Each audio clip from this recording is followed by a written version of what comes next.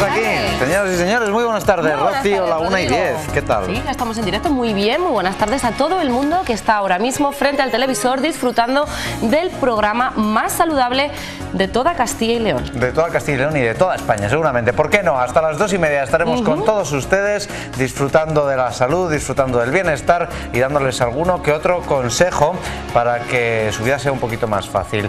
Y bueno, pues dicho esto, hoy tenemos muchos contenidos. Muchísimos. Y vamos a ir rapidito. Tenemos un número de teléfono para que hagan sus consultas en directo, 983 40 93 98. Una dirección de correo electrónico por si les apetece hacer algún tipo de consulta o sugerir algún tipo de tema también, a vivirbien@rtvcyl.es. Todo muy fácil a través de el teléfono, a través del correo. Ustedes pueden hacer sus consultas y disfrutar de la salud, que es lo más importante que tenemos en la vida.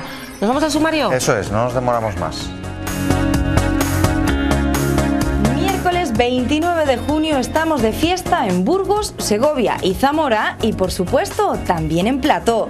Nos pondremos morados con Pilar Zumel y es que nos contará qué son y qué propiedades tienen las moráceas. Estaremos muy atentos a los consejos de Alfonso Matías sobre las posibles patologías que podemos sufrir en las piscinas. Esas piscinas a las que nos tiraremos con Rocío Ubierna, quien nos hablará de la toma de decisiones. Además, mimaremos sus pies, tendremos nuestra sección de SOS, esta vez en un yacimiento arqueológico, y nos visitará Miguel Ángel Flores para charlar de vino. Con felicitaciones para los Pedros y Pablos, comienza más saludable que nunca a vivir bien. Bueno, estábamos viendo al final ya en sumario imágenes de piscina. Hoy ha bajado un poquito la temperatura, también se puede disfrutar igualmente de la piscina, que no tenemos por qué quedarnos en casita. Y la que no se ha quedado en casa es nuestra compañera Laura Benito, porque hay que cuidarse mucho por dentro y por fuera y sobre todo, lo más importante es los pies, Laura. ¿Son los tuyos? Hola, buenos días, compañeros. Tengo unos pies un poco feos, lo sé. No, para nada, compañera. Es que el esmalte es monísimo, pero da igual, es que me he venido aquí hasta el podólogo porque en verano nos destapamos los pies y es muy importante tenerlos en cuenta. Igual que nos cuidamos la piel, nos cuidamos el pelo, nos cuidamos los dientes, pues hay que cuidarse los pies y más en verano porque es cuando más sufren, porque hace calor, sudan, vamos a las piscinas, hay riesgo de hongos, un montón de cositas que os contaremos luego. Muy bien, pues estaremos muy pendientes, Laura, muchísimas gracias con esos pies preciosos que tienes, después nos los volverás a enseñar. Y vamos a dejar de hablar de pies y vamos a hablar de frutas moradas. Hoy tenemos aquí una exposición fantástica. Pilar Zumel, muy buenas tardes. Muy buenas tardes, Rodrigo. Que nos lo diga nuestro ditoterapeuta. ¿Qué es esto?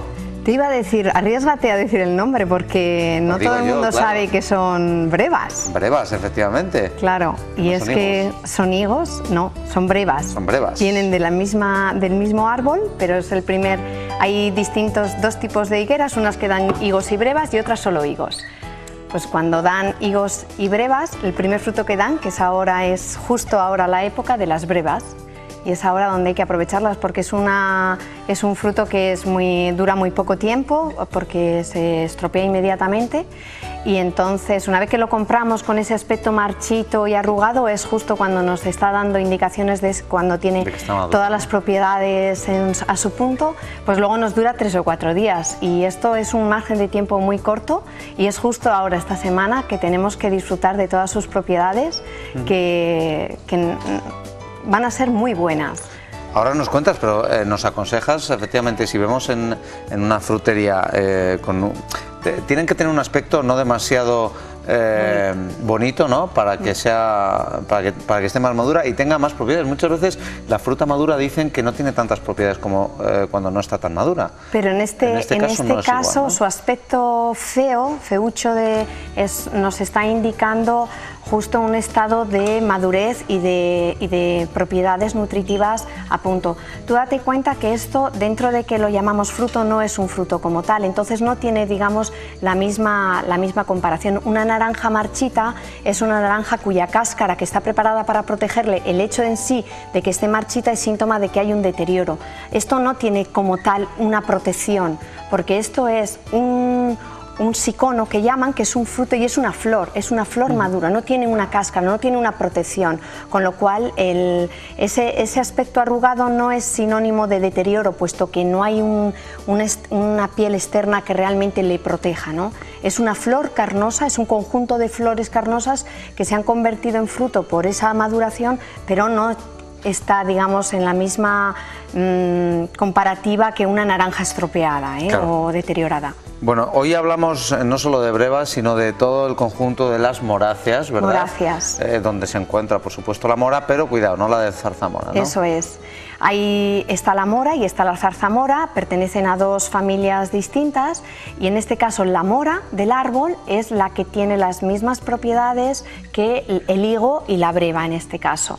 Entonces, dentro de que la mora y la zarzamora como frutitos silvestres tienen propiedades afines y comunes, sobre todo nos vamos a aprovechar de ellas en cuanto al resverasor, que siempre se lo atribuimos a la uva y al vino y estas propiedades antioxidantes que nos van a fomentar la mejora con respecto a la oxidación de las células, para que no envejezcamos tan rápido, pues eso sí que tienen en común, pero junto con el higo tiene propiedades afines, pertenecen a la familia de las moráceas.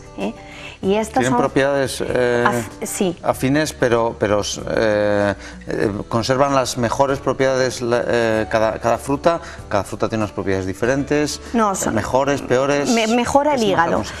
La breva mejora las propiedades del estreñimiento con respecto a la mora, pero las dos nos van a mejorar muchísimo nuestro estado de colesterolemia, es decir, van a contribuir a bajar el colesterol porque tienen un porcentaje muy alto de fibra, lo cual le da una gran capacidad para evacuar las heces. Cuanto mejor evacuemos las heces, menos toxinas hace que nuestro organismo absorba, con lo cual nos protege de todas las digamos, posibles enfermedades. Y realmente el higo tiene un gran porcentaje de fibra soluble y de fibra insoluble, que las dos contribuyen a que la mejora del estreñimiento, vamos, a resolverlo. Yo creo que es la primera acción que deberíamos, aparte de hidratarnos bien, es recurrir a los higos. Lo que pasa que son de temporada, entonces no es la solución a lo mejor más habitual, pero sí que tenemos que echar mano de ella ahora en estos 15-20 días que dura, para luego ya esperar a final de verano, cuando llegue agosto-septiembre, y aprovecharnos de los higos que ya vendrán y madurarán. Y entonces nos podemos aprovechar de esa faceta de antiestreñimiento, pero realmente a nivel general luego nos podemos aprovechar del higo seco. ¿Qué inconvenientes tiene el higo seco? ¿Qué diferencias tiene con el higo seco? Vamos a pasar de una fruta de un 80% de agua a un 20% de agua, lo cual todo el agua que pierde lo convierte en calorías. Entonces pasamos de una fruta que tiene en torno a 60-70 kilocalorías, que no es aconsejado. ¿Hablas del higo o de la breva? Igualmente tienen el mismo aporte calórico. Pasamos de 70 kilocalorías a los 100 gramos a 250, que se transforman cuando ya es, digamos, casi un fruto seco.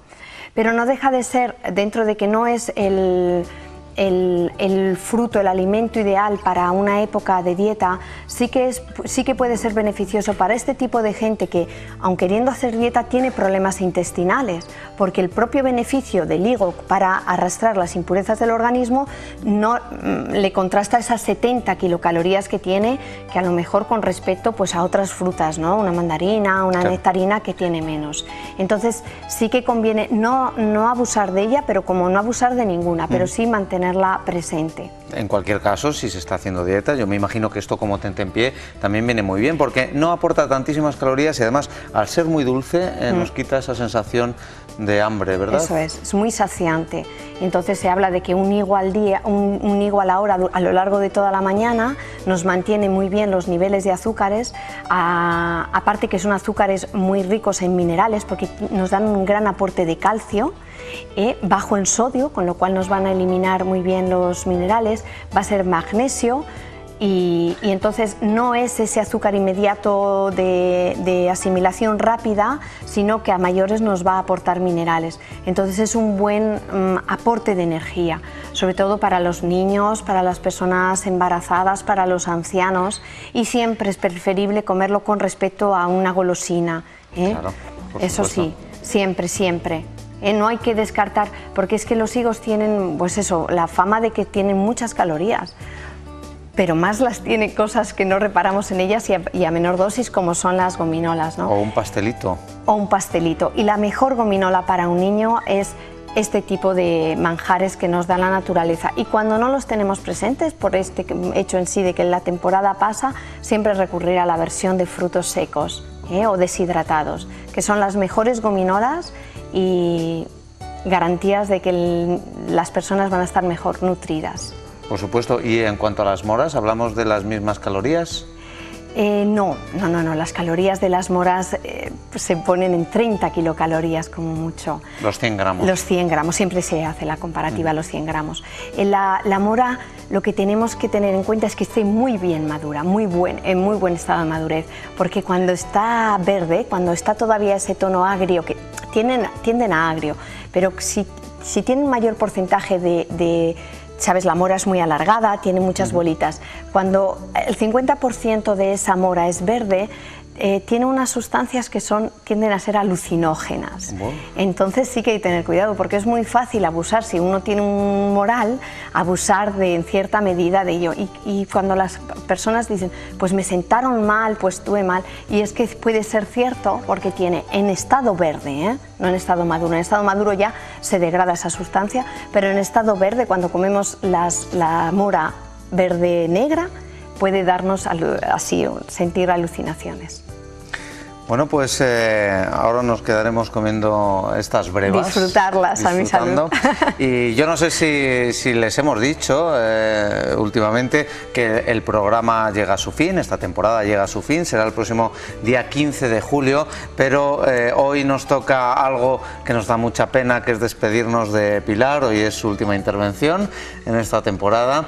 Le agradecemos muchísimo, enormemente, que haya pasado con nosotros todo este tiempo, que esperemos que haya disfrutado muchísimo. Muchísimo, muchas gracias, me habéis tratado fenomenal, estoy contentísima y bueno, pues sí. Pues a la disposición nos ponemos siempre de Pilar Zumel. Ha sido un auténtico placer tenerte con nosotros en este plató. Hemos aprendido muchísimo y esperemos que toda la audiencia también haya han recogido esos consejos que nos has dado y que también nos han venido. Muchísimas gracias. Muchas gracias a vosotros. Y hasta muy pronto. Hasta muy pronto. Nos vamos a publicidad. Enseguida vamos a ver si tomamos bien las decisiones o las tomamos mal con nuestra psicóloga Rocío Ubierno. Hasta ahora.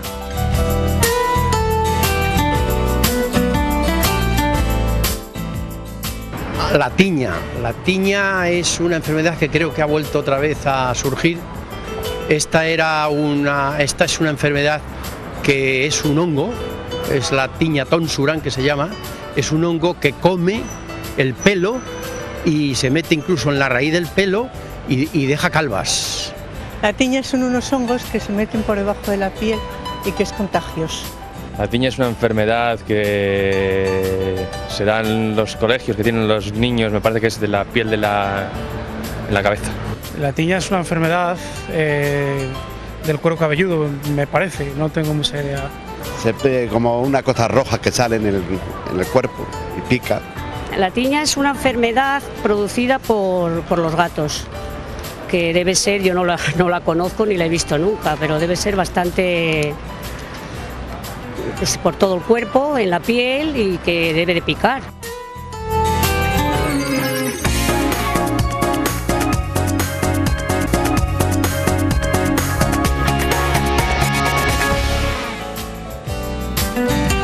La tiña es una infección de la piel causada por un hongo que puede afectar al cuero cabelludo, la piel, los dedos y las uñas.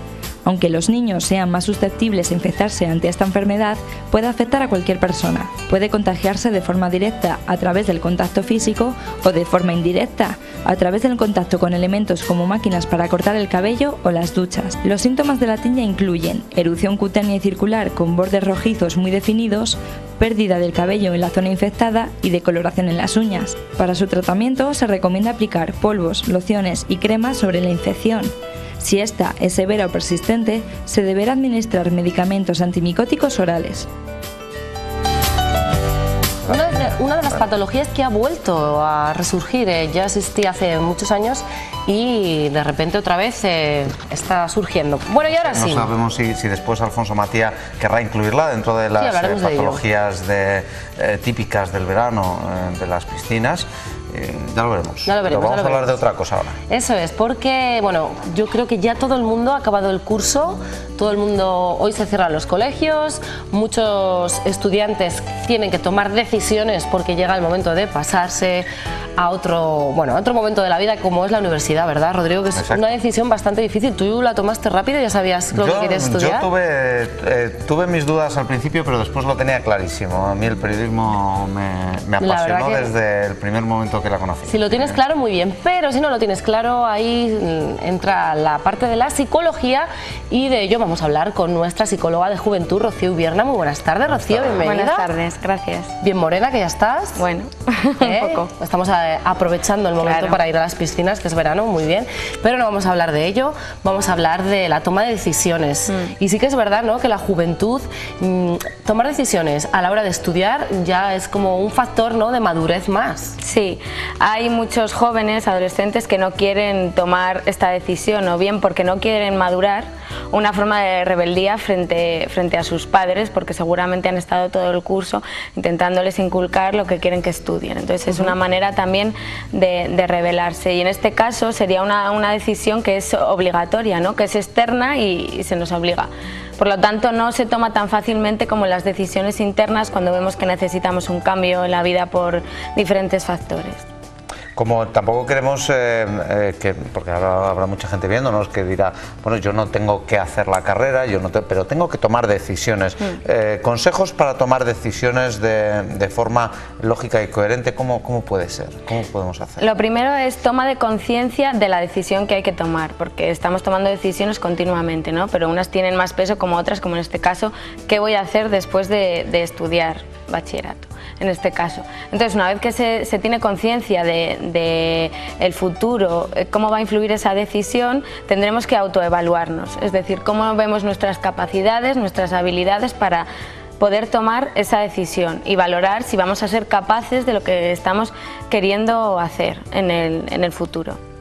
Después de esta autoevaluación se tendrían que dar una serie de informaciones que tenemos que tener, es decir, informarnos de todo lo que queremos hacer, en este caso de carrera, la carrera que queremos hacer, la nota que hay que tener, el plan de estudios que tienen las diferentes universidades.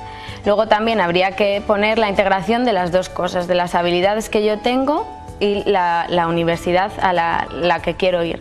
Tener un plan, como decimos muchas veces, coherente y con nosotros mismos, y no engañarnos, porque mucha gente se engaña a sí mismo y se lanza y finalmente es un fracaso en su vida y unos años de tiempo perdido. Bien lo han elegido porque los padres les han influido mucho, o por tradición familiar, que pesa mucho en diferentes profesiones como la medicina, la abogacía, pesa mucho ese respaldo, ¿no?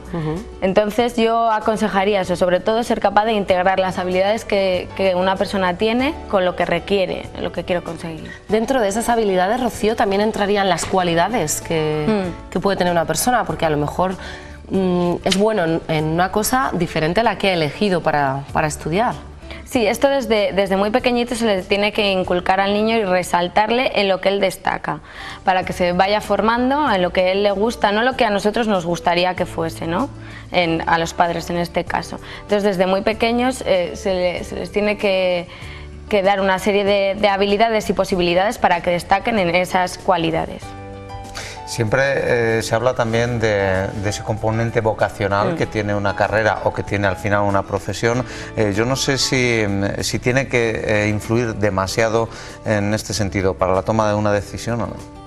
Sí, siempre hay profesiones, ¿no?, que son más, no sé cómo decirlo, puede ser desde pequeñitos, ¿no? Que te has sentido simplemente medicina o en este caso psicología desde pequeño, son profesiones que siempre se ha tendido hacia ellas desde pequeñito, ¿no? De repente lo sueles elegir. Y hay otras que bien por ciertas cualidades que puedes tener, eliges unas carreras o otras, simplemente llegado el momento de la decisión. Realmente cuando terminas el periodo del instituto hay veces ¿no? que intentas seguir con la misma gente con la que has compartido tantos años de BUP, de COU o de bachillerato, y muchas veces las decisiones grupales influyen bastante. ¿Es aconsejable tomar una decisión en grupo? No, no es aconsejable. Lo mejor es lo que hemos dicho, valorar, porque a veces te tienes que ir a estudiar fuera y es buscar tu futuro, ¿no? Tu papel en la sociedad que vas a tener y el peso que va a tener la carrera el resto de tu vida, y sobre todo un ejercicio que puede ser bueno es cómo te ves tú dentro de 30 años, cómo te gustaría verte. Y si en esa visión que tienes hay que hacer una serie de esfuerzos como irte fuera y separarte del grupo de amigos momentáneamente, pues si puedes hacerlo, deberías de hacerlo. ¿Y qué les podemos decir a todos aquellos padres y abuelos que nos están viendo ahora mismo y que muchas veces, como bien has dicho, influyen en la carrera que puede elegir su hijo, para que no lo hagan? ¿Cómo les puede ayudar directamente los padres y los abuelos para que tomen la decisión acertada? Para él, no para ellos. Pues desde pequeños le puede ir formando una personalidad no dependiente y segura de sí mismo, pues con pequeñas responsabilidades que se les da desde pequeñitos en casa, sobre todo tener mucha comunicación familiar, que los niños se sientan escuchados, y eso finalmente hará personas independientes y seguras de sus propias decisiones, también de que las decisiones pueden conllevar tanto éxitos como fracasos, pero son sus decisiones, no que el día de mañana se arrepientan de haber elegido una carrera que va a marcar el resto de su vida por culpa de la familia. Y también, sobre todo, antes de cosechar un éxito, seguramente si tienes que aceptar un fracaso, como puede ser el no llegar a esa nota que querías tener para entrar en esa carrera, o en no equivocarse y no decidir realizar otra carrera porque no te ha dado la nota, ¿no? No pasa nada por esperar un año. Sí, puedes esperar, eso es cuestión de decidirse, y lo que estamos diciendo, cómo te gustaría estar dentro de 30 años, por un año que pierdas tampoco supone tanto, pero si tiene otras alternativas que le dan las mismas posibilidades y le gustan igual, pues podría elegir otra carrera. Pues hay que tener muy en consideración todos estos consejos que nos está dando, y para todos los universitarios que nos están viendo ahora mismo, no sé si les quieres decir algo directamente a ellos. Un momento crítico ahora, porque es un momento difícil, se encuentran ante ese papel, todas esas opciones que se presentan ahora, todos esos caminos por recorrer. Un último consejo, Rocío, para ellos. Pues yo diría que recabasen toda la información que pudiesen, para que si surgen posibles cambios o una incertidumbre que suele surgir en principio de la carrera, tener esa base de la información, que es muy muy importante. Y también si pueden hablar con el coordinador o el orientador, seguro que le da también posibles soluciones. Muy importante, sí, tener siempre una persona de apoyo continuo es muy importante. Y no dejarse llevar por las carreras que elijan otros colegas, otros amigos. No, hay que tomar la decisión sentado, pausado y sobre todo sin ninguna emoción, tanto alegría excesiva como pena excesiva, y procurar tomarlo poco a poco y en un momento que esté más o menos estable emocionalmente. Rocío Vierna, psicóloga juvenil, muchísimas gracias. A vosotros. El miércoles que viene nos volvemos a ver. Nos quedan pocos miércoles ya. Sí. Y ahora nos vamos a ir hasta Pinte a ver cómo trabajan unos arqueólogos muy especiales. Yo también tuve la opción, sí, me hubiera gustado ser, sí, pero era por las películas de Indiana Jones. A mí psicología, fíjate, hoy se unan aquí las dos carreras que me hubiera gustado hacer. Me hubiera gustado hacer las dos, solo hice una. Pues vamos a ser arqueólogos por un día, vamos a verlo.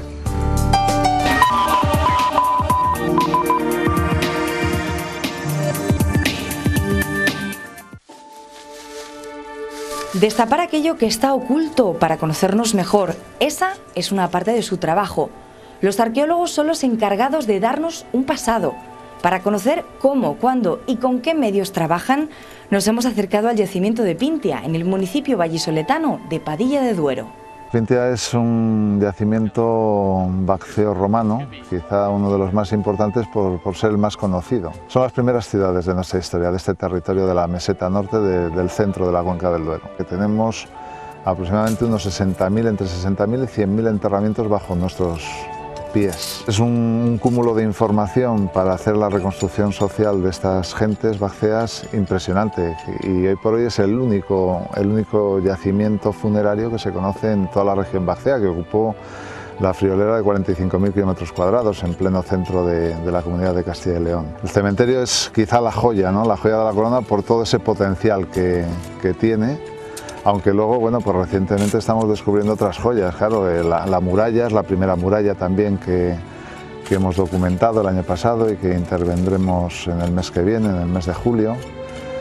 Tiene también una muralla de asedio a 150 metros, esto no tiene límite, esto es, bueno, pues labor de muchos días, muchas horas y sobre todo labor de muchas generaciones. Donde nos encontramos es en una de las zonas más meridionales de la necrópolis, donde estamos excavando.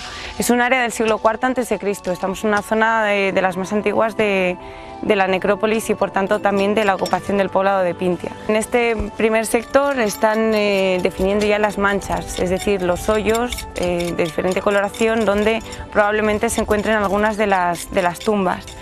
Y en el otro más alejado pues todavía se están quitando los niveles de aradas o niveles que están revueltos.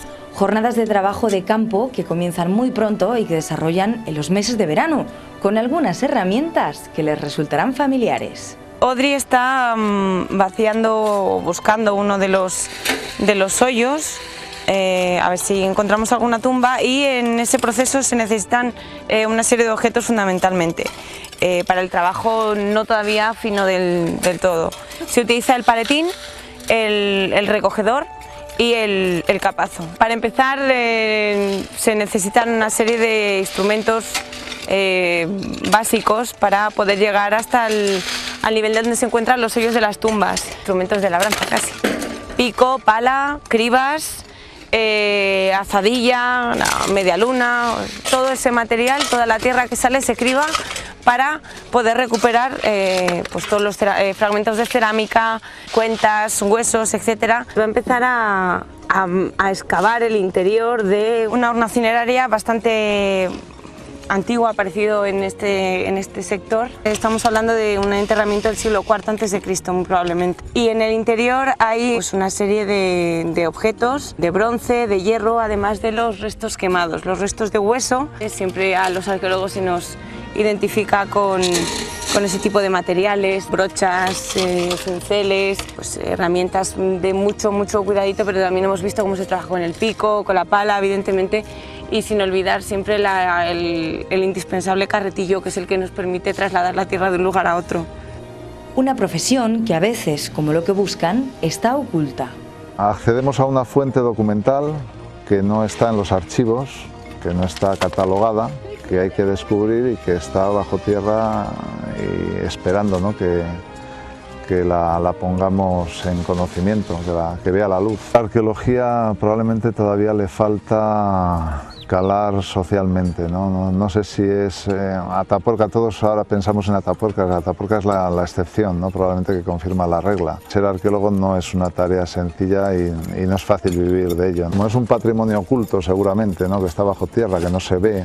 A veces la arqueología se ve más, sobre todo en ámbitos urbanos, como un inconveniente, ¿no?, algo que retrasa las obras, que da problemas, pero yo insisto que en el patrimonio arqueológico hay que ver también una oportunidad de desarrollo. Es una figura interesante, importante para la sociedad, y lo que pasa que actualmente todavía no está lo suficientemente valorado, ni el arqueólogo ni, iba a decir, el historiador casi, porque es algo que todavía no se cree que genere cierta riqueza, y la cultura, sobre todo en la península ibérica, en España, puede generar riqueza en cada sitio, en cada pequeño pueblo que encontremos. Al fin y al cabo lo que queremos es salvar el patrimonio arqueológico en la medida de lo posible, para que todos los que nos sucedan puedan entender quiénes son y por qué vivimos de estas determinadas maneras, porque tenemos ciertas costumbres, porque aunque parezca que está muy lejano, hay muchas similitudes entre lo que fueron los bacceos y lo que somos nosotros ahora. Por ejemplo, en esta tierra el uso del adobe, en las construcciones tradicionales, el uso de las cerámicas, los jarrones típicos, las fuentes que se utilizan para el lechazo, el mismo consumo del lechazo, bebidas alcohólicas, el vino también se consumía en festines, en los banquetes funerarios. Desde 1979, cientos de arqueólogos han trabajado para que conozcamos a los primeros pobladores de Castilla y León. Bueno, pues un trabajo que se realiza con mucho amor, porque hay que ser amante de la arqueología y además aquí en nuestra comunidad tenemos varios yacimientos muy importantes. Muchísimo cuidado, amantes también, por supuesto, de la naturaleza y cómo conservar todos esos hallazgos que se están realizando. Bueno, pues vamos a seguir hablando del cuidado de los pies. ¿No querías ir a ver a Laura? Ah, todavía no. No, ¿No lo quieres? Primero vamos a la noticia curiosa. Vale, pues te la doy, venga, te la doy. Pero ¿por qué eres tú, ¿Meditas o no meditas? Medito de vez en cuando. Bueno, meditan más otros que yo me sé. Vale, pues tengo que decirte que si realizamos la meditación estaremos beneficiando a nuestro corazón. Es decir, los pacientes con enfermedades cardíacas que practican la meditación trascendental pueden reducir el estrés y tienen además una menor tasa de muerte y probabilidad de un ictus. En un 50% se reduce estas probabilidades. Si practicamos la meditación, que no es lo mismo que practicar yoga, No, hay que dejarlo claro. A meditar todos. Pues todos media a meditar. Horita por la mañana y media horita por la noche. Muy bien. ¿Nos vamos a publicidad? Pues vamos, venga, volvemos enseguida. Yo sigo meditando. Venga. Hasta ahora.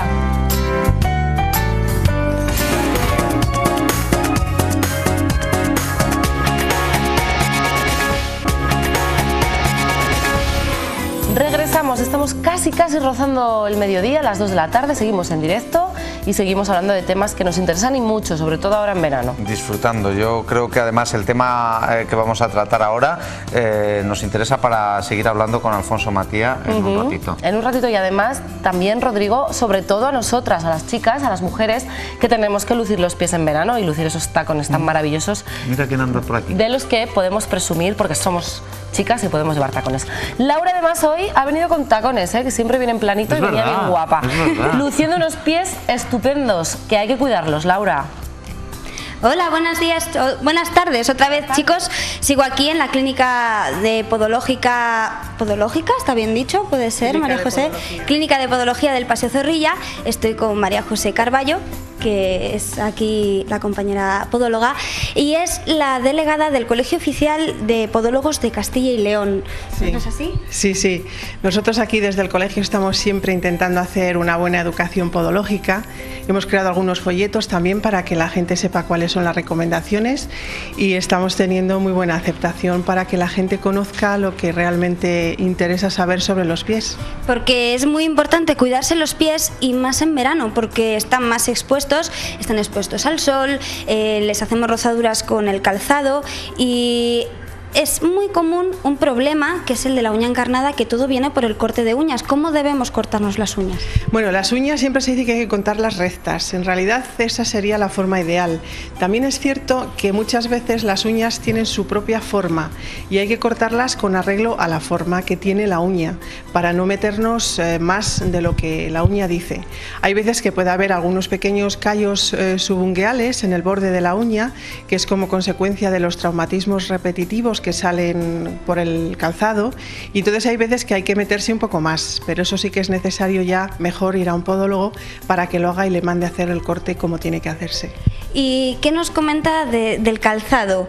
Ahora se llevan, como comentabas tú, Rocío, mucho las sandalias con tacón, con cuña, algunas se sujetan al tobillo, otras no, las chanclitas. ¿Qué es lo que se recomienda? Bueno, el calzado siempre es el hándicap para los pies.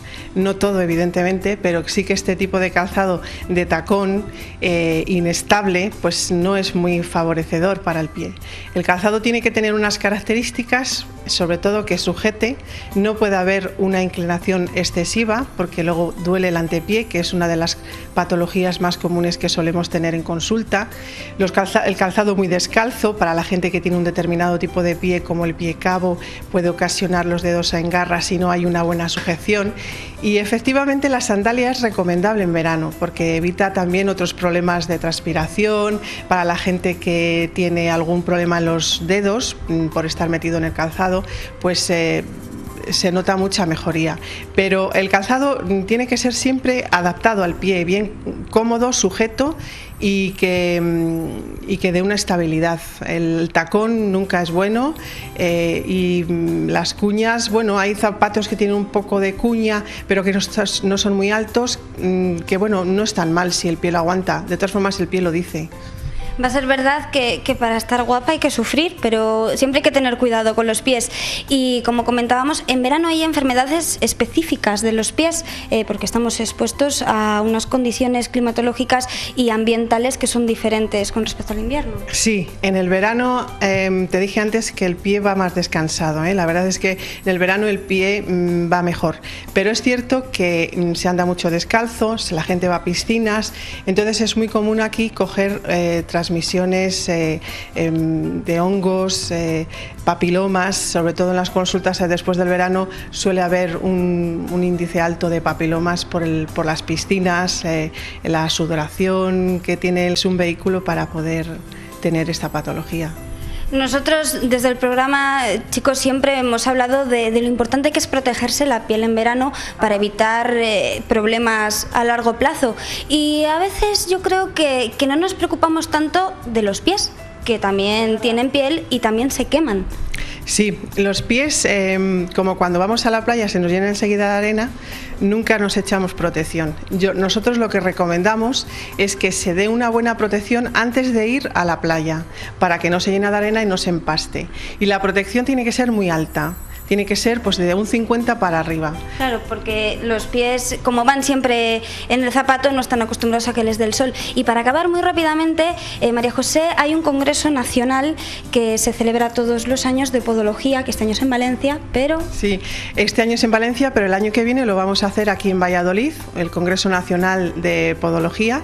Y para nosotros es muy interesante porque queremos que cada vez se vaya conociendo más la figura del podólogo, que de hecho la población lo conoce, y además transmitir toda esta serie de consejos, y que decimos que los pies son importantes y que acudan al podólogo cuando tengan algún problema. Que muchas de las patologías las descubrimos aquí porque el paciente viene por otra cosa y le descubrimos otra que no sabía. Pues estaremos muy atentos a ese congreso que será en otoño, porque todo lo que tiene que ver con los pies es muy importante, porque al fin y al cabo es lo que nos sostiene. Eso es verdad. Así pues, que, Laura Benito, muchísimas gracias. Compañera. Y nada, eso, a seguir cuidándose los pies y a ir a la consulta del podólogo, que es importantísimo. Estaremos muy pendientes de ese congreso. Pero hoy vamos a hablar y vamos rápidamente ya, porque también tiene mucho que ver con los pies, las patologías de la piscina.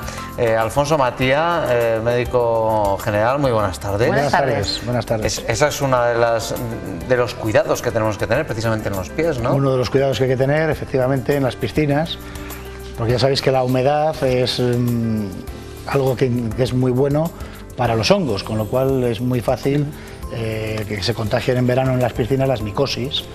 Las micosis, o también llamadas tiñas, son producidos por unos hongos llamados dermatofitos y suelen aparecer o bien en el cuerpo o bien en los pies, el famoso pie de atleta. Se contagia con mucha facilidad, como hemos dicho, en las piscinas por el tema de la humedad, ¿no? Patologías ya sean en la piel, por hongos, también en los oídos. Las otitis de las piscinas también son típicas, sí, en verano. ¿Externas e internas? Sí, más externas. La más frecuente es la externa, sí, la externa difusa aguda, es la típica de las piscinas. Y luego pues también hay otras patologías típicas de las piscinas o del verano, como son sobre todo las piscinas que hay más vegetación, más hierba y tal, que son las picaduras de insectos, que son muy típicas también. Hay muchísimas avispas en las piscinas, hay pulgas. Sí, este año hay mucho insecto porque ha llovido mucho durante el invierno, ha sido un invierno húmedo, entonces hay mucho insecto.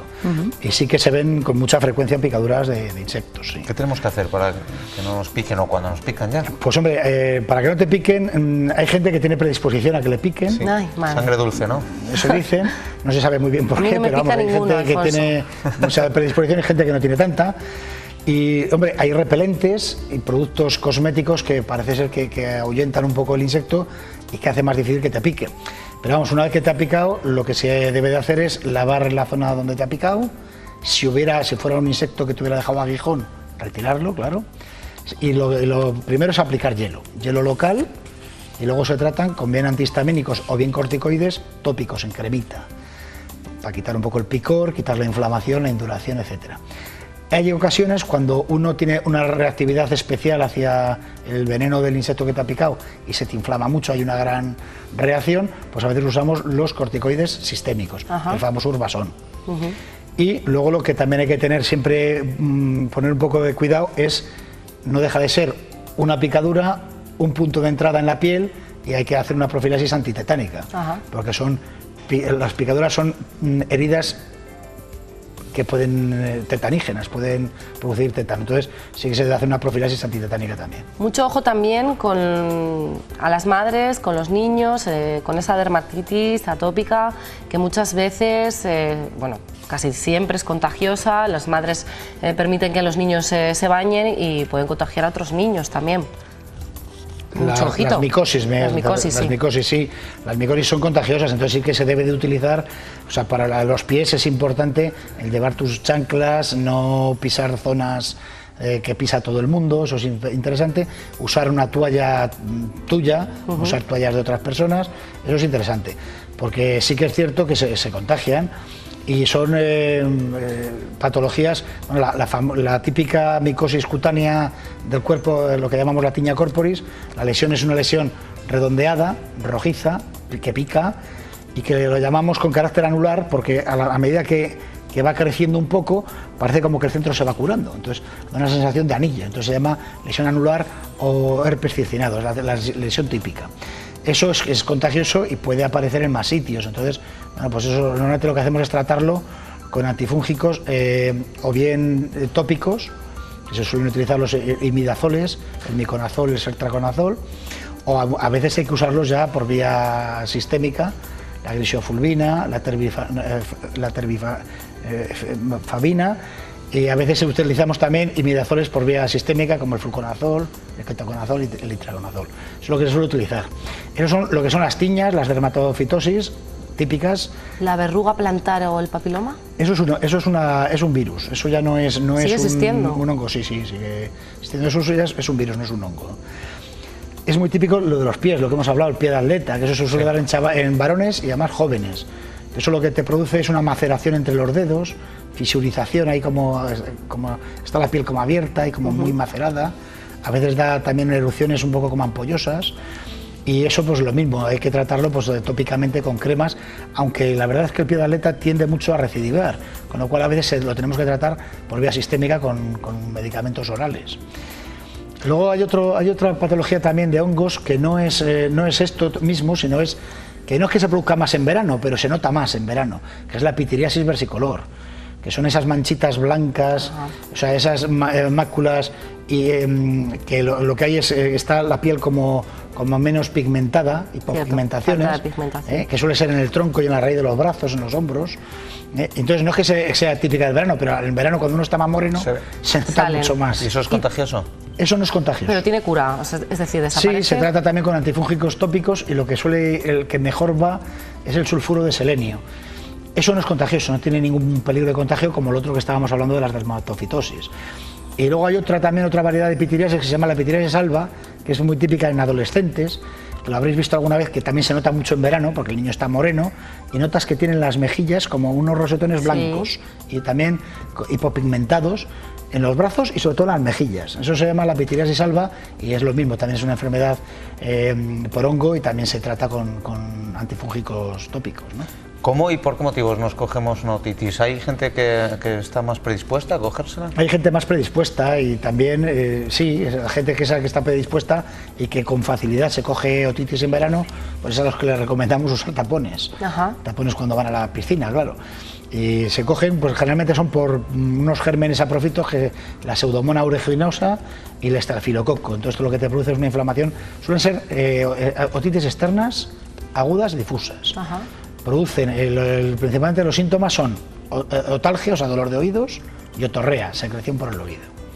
Eso se trata con antiinflamatorios, analgésicos. Cuando hay otorrea se utiliza el ácido acético al 2% y muchas veces hay que dar algún antibiótico. El que más se emplea es el ciprofloxacino, bien tópico en gotitas o bien por vía sistémica, por vía oral.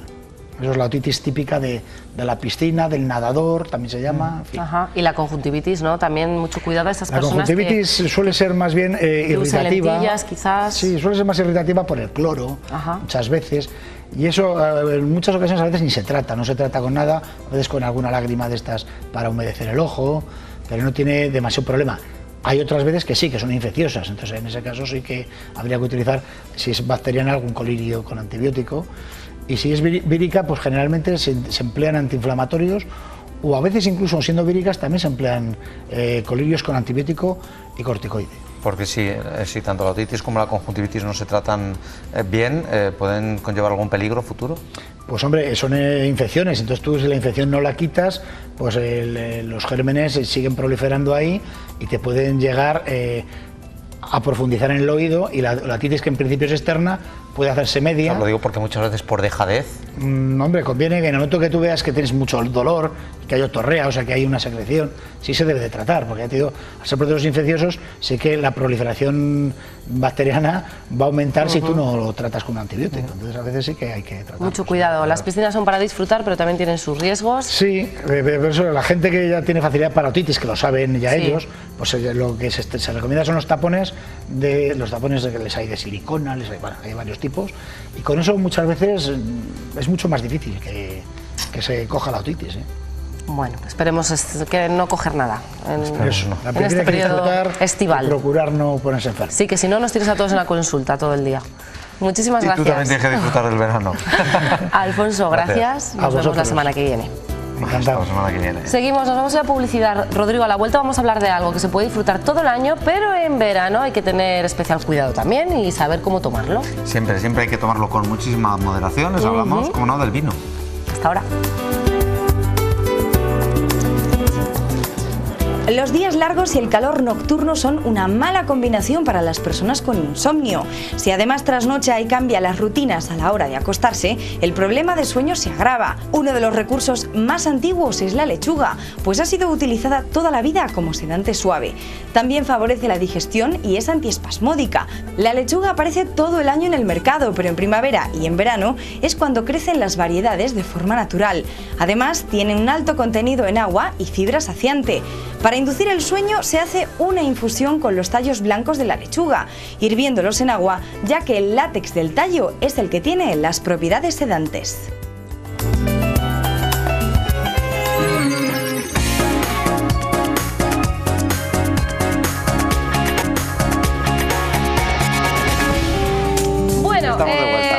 No les voy a contar lo que estábamos haciendo antes de llegar a este bloque, porque creo que muchas mujeres a lo mejor tendrían algo que decir a Rodrigo Garcinuño. A mí no. A Schopenhauer. A Schopenhauer, que ha venido expresamente hoy a revolucionar este plato.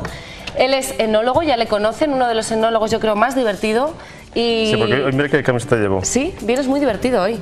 Como es verano he cambiado totalmente, de corbata, mira. Muy buenas tardes, bienvenido. Buenas tardes. Vino y verano, las dos palabras empiezan por V, pero acaban por O y cambian un poquito, ¿no? Porque el vino en verano cambia. Sí. No sé si en forma de cómo lo tomas o cómo se conserva. El verano, verino, el vino cambia. Espera, que voy a quitar los libros.